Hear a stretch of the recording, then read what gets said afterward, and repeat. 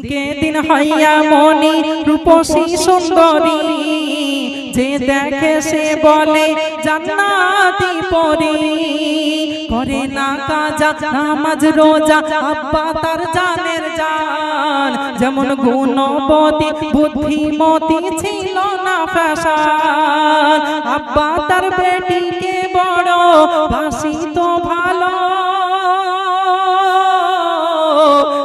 পিতার অপমানে সইতে পারে না কন্যা, আর বাপের গলা ধরে শুধু করিছে কান্না। কি বলছে, যেন গরিব হয়ে জন্ম নেওয়া এ সমাজে পাপ, আর হার্ট ফেল করে অপমানে দুঃখিনীর বাপ। বেটির বিয়ের দিনে হলো পিতার জানাজা,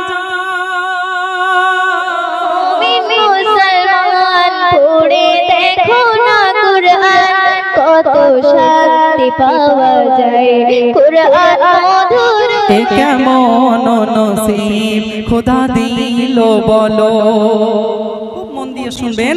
এ কেমন নসিব খোদা দিল বলো, বেটির বিয়ের দিনে পিতার জানাজা হলো। এ কেমন নসিব খোদা দিল বলো, বেটির বিয়ের দিনে পিতার জানাজা হলো। এ কেমন নসিব খোদা দিল বলো।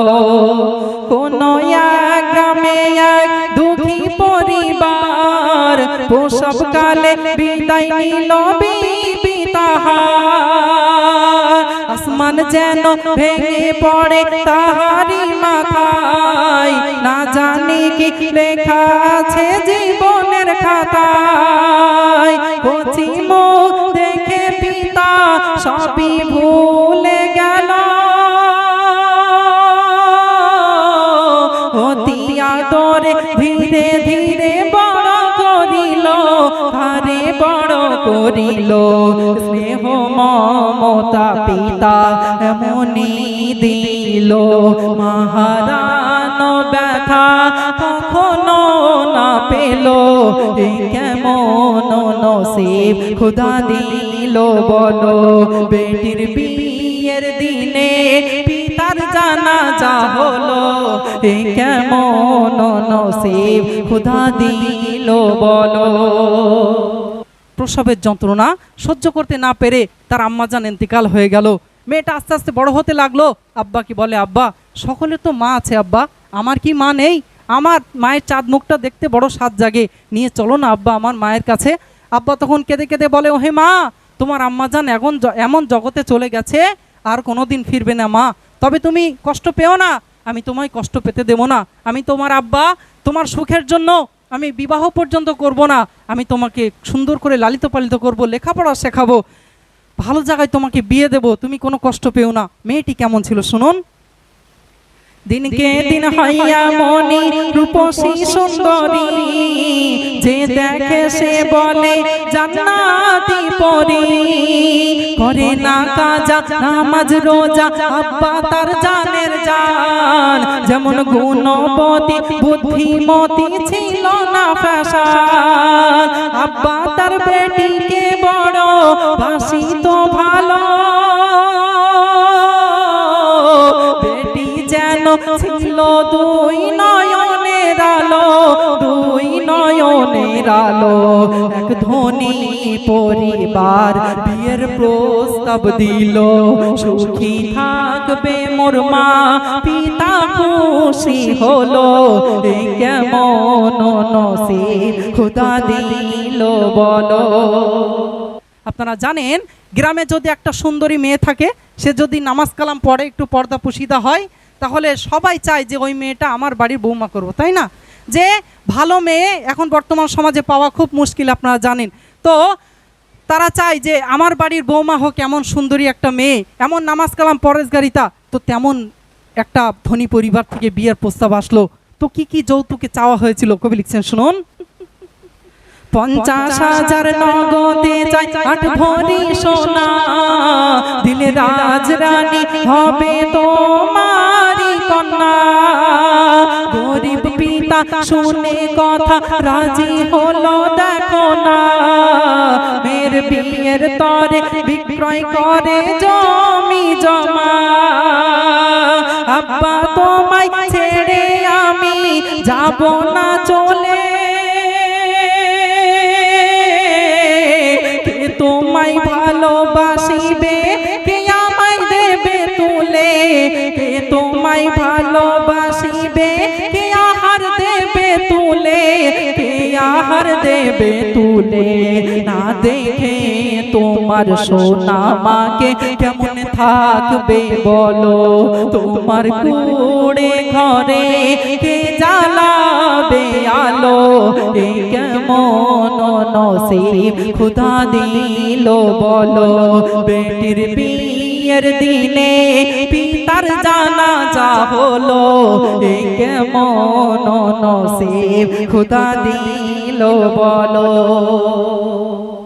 যৌতুকে এইগুলো ধার্য করলো, ওদিকে আব্বা জান মেয়ের সুখের জন্য জমি জায়গাগুলো বিক্রি করে দিচ্ছে। বিয়ের দিন কাছাকাছি চলে আসছে, মেয়েটাকে যার যার হয়ে যাচ্ছে, আব্বা কেন আমাকে পরের বাড়িতে পাঠিয়ে দেবে আব্বা, আমি না তোমাকে না দেখে থাকতে পারি না, আব্বা তুমিও তো আমাকে না দেখে থাকতে পারো না। সেই ছোটবেলায় আমার আম্মাজানের ইন্তেকাল হয়ে গেল, সেখান থেকে আমাকে কোলে পিঠে করে মানুষ করেছো তুমি, আমার কষ্ট বুঝতে দেবে না বলে তুমি বিবাহ পর্যন্ত করলে না, আব্বা আজ কেন আমাকে পরের বাড়িতে পাঠিয়ে দিচ্ছ। আব্বা তখন কেঁদে কেঁদে বলছে, ও হে মা, এই দুনিয়ায় প্রত্যেকটি মেয়েকে তার আব্বা অনেক বেশি ভালোবাসে, তার মেয়েরা যা কিছু চায় তার আব্বা যতই কষ্ট হোক না কেন সে মেয়ের সুখের জন্য সেই জিনিসপত্রগুলো এনে দেয়। তবে একদিন কেঁদে কেঁদে সেই মেয়েকে পরের হাতে তুলে দিতে হয়, মা তুমি আমার বাড়িতে সারা জীবন থাকতে পারবে না, তবে চিন্তা করো না, আমি আমার জমি জায়গা সব বিক্রি করে দিচ্ছি আর তাদেরকে অর্থ দিচ্ছি, তারা তোমায় ভালো রাখবে। কিন্তু কি ঘটনা ঘটেছিল, কবি অতি মূল্যবান কথা লিখছেন।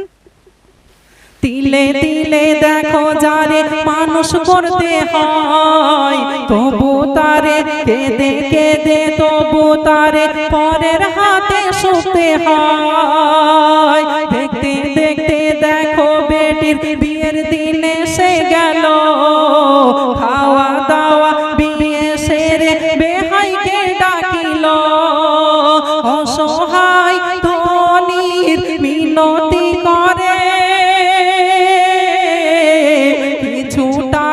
কম আছে দেব তোমায় পরে, দেব তোমায় পরে। চরম অপমান কন্যার পিতার করিল, ছোট লোকের জাত তোরা কি হবি ভালো। এই কেমন নসিব খোদা দিল বলো। বিয়ে হয়ে গেল, খাওয়া দাওয়া কমপ্লিট হয়ে গেল, এক বিআই মশাইকে ডাকলেন, ডেকে বলছেন, দেখুন আমার অনেক আদরের মেয়ে, আমি ছোটবেলা থেকে তাকে কোলে পিঠে করে মানুষ করেছি, আজ আপনারা যা কিছু চেয়েছেন আমার জমি জায়গা সব বিক্রি করে আপনাদের হাতে আমার সন্তানকে তুলে দিচ্ছি, তবে খবরদার আমার মেয়েকে আপনারা কষ্ট দেবেন না, আমার মেয়ের চোখ দিয়ে এক ফোঁটা পানি পড়লে আমি আব্বা কিন্তু সহ্য করতে পারবো না, আমি আমার মেয়েকে অনেক বেশি ভালোবাসি। কিন্তু বলল যে আমি আমার সব বিক্রয় করে টাকা এক জায়গায় করেছি, এই আপনাদের হাতে তুলে দিচ্ছি, তবে কিছু টাকা কম আছে, আমি জন দিয়ে হোক দিন মজুরি খেটে হোক যেভাবে হোক আমি আমার সন্তানের জন্য সুখের জন্য আমি টাকাগুলো শোধ করে দেব আস্তে আস্তে। যখন বলল টাকা কম আছে, সকলের সামনে চরম অপমান করলো, ছোট লোকের জাত বলল, বেশি কম কথা বলল। আপনারা জানেন গরিব মানুষের দিল অতি নরম হয়, কথাগুলো সহ্য করতে পারলো না, সাথে সাথে হার্ট ফেল করে পড়ে গেল। কি ঘটেছিল কবি ছন্দের মাধ্যমে লিখছে, শুনুন। পিতার অপমানে সইতে পারে না কন্যা, আর বাপের গলা ধরে শুধু করিছে কান্না। কি বলছে, যেন গরিব হয়ে জন্ম নেওয়া এ সমাজে পাপ, আর হার্ট ফেল করে অপমানে দুঃখিনীর বাপ। বেটির বিয়ের দিনে হলো পিতার জানাজা, নতুন বউকে ভাবলো তারা মস্ত এক বোঝা, ভাবলো মস্ত এক বোঝা, বুক ভরা ব্যথায় শ্বশুর বাড়ি গেল, শাশুড়ি শ্বশুর স্বামী খোটাদার দিল, এ কেমন নসিব খোদা দিল বলো। আরে আব্বা জানের যখন ইন্তেকাল হয়ে গেছে, মেয়েটা আব্বাকে জড়িয়ে ধরে কেঁদে যার যার হচ্ছে, আব্বা আগে মা ছিল না, তোমার চাঁদ মুখ দেখতাম, আব্বা আজ তুমিও আমাকে ছেড়ে এতিম করে চলে গেলে, আমি কাকে আব্বা বলে ডাকবো।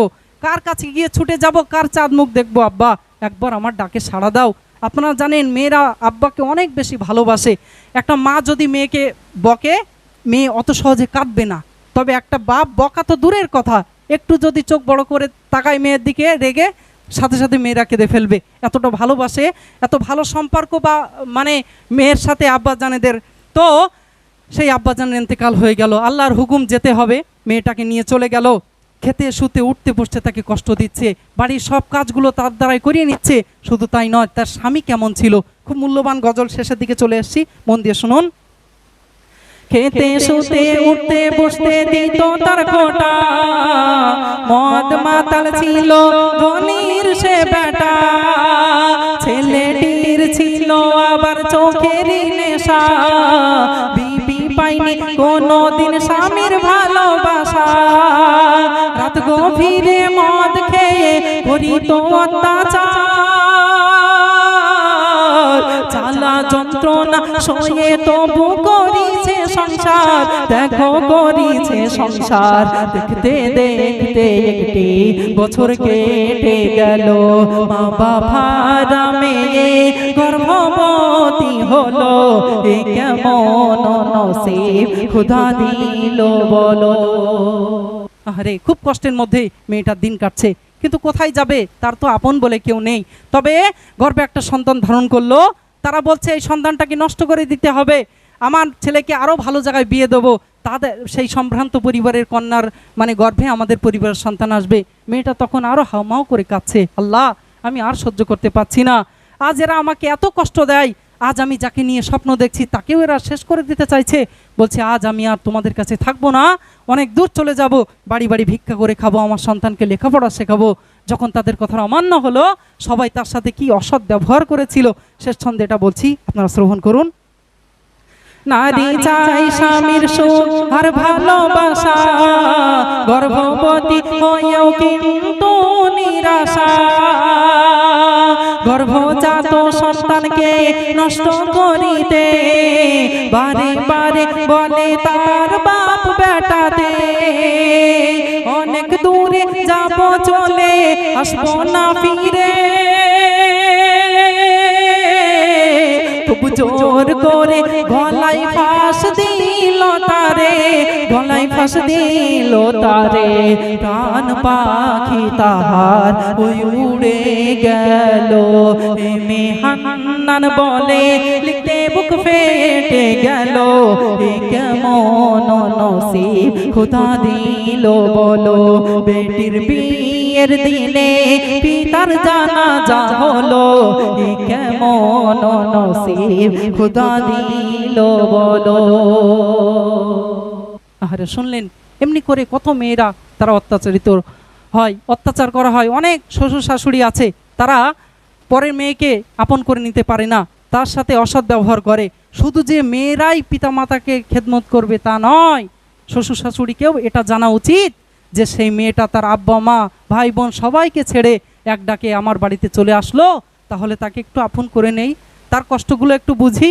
নিজের মেয়ে কষ্ট করলে মানে কাজ করলে কষ্ট হয়, আর পরের মেয়ে বলে কি তার কষ্ট হয় না? অবশ্যই কষ্ট হয়। ওই জন্য আসুন তাদেরকে আমরা মেয়ে মনে করে নেই, তবেই কিন্তু সে মা মনে করে নেবে, তবেই কিন্তু আব্বা মনে করে নেবে। আপনারা জ্ঞানী মানুষ, বুঝতে পারছেন যে আমি কথাটা কি বলতে চেয়েছি। যাই হোক, অনেক